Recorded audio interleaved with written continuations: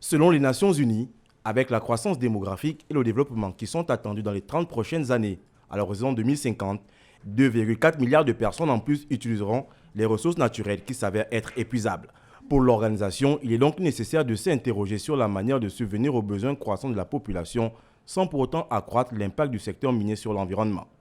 Des réflexions qui pourraient également contribuer au développement durable.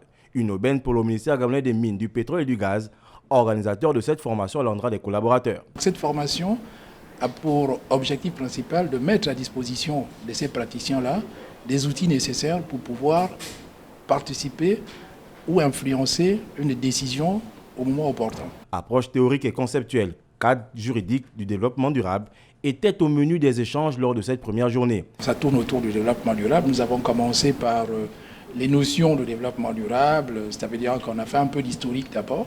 On va parler des instruments de coopération, donc les conventions internationales liées à la protection de la biodiversité, à la protection de l'environnement, que ce soit au niveau marin, côtier, continental, forestier. Ensuite, nous allons parler des éléments relatifs à la responsabilité sociétale des entreprises, puisqu'il s'agit ici du secteur minier, du secteur pétrolier, qui sont les principaux contributeurs effectivement au PIB de notre pays.